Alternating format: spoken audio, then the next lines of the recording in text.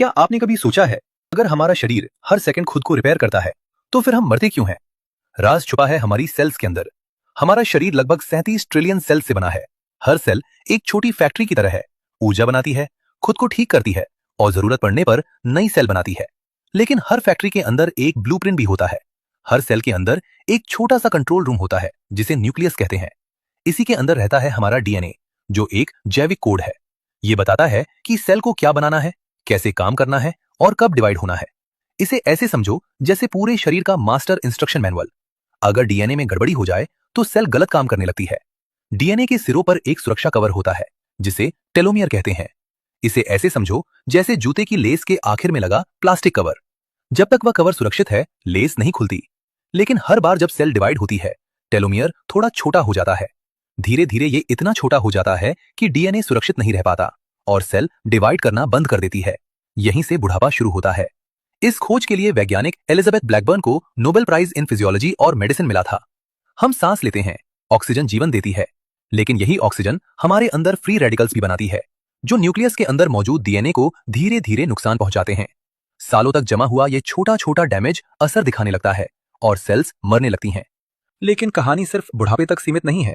कभी कभी डीएनए में हुई गलती ठीक नहीं हो पाती। जब रिपेयर सिस्टम फेल हो जाता है तो कुछ सेल्स मरती नहीं, बल्कि अनियंत्रित तरीके से बढ़ने लगती हैं। यहीं से जन्म लेती हैं बीमारियां।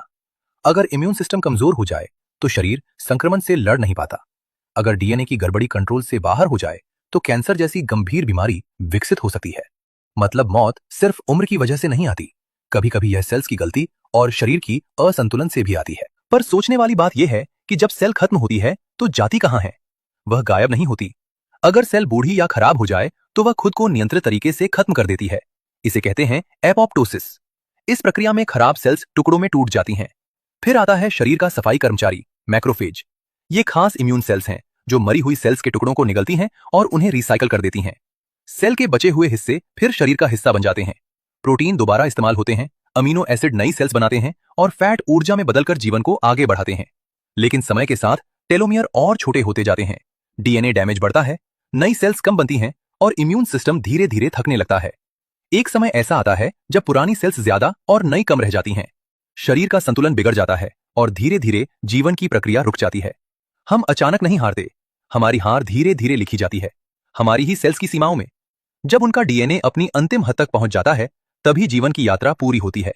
लेकिन जब तक यह यात्रा चल रही है, हर सांस के पीछे अरबों सेल्स लगातार काम कर रही हैं। शायद इसलिए जिंदगी लंबी हो या छोटी, हर पल अनमोल है।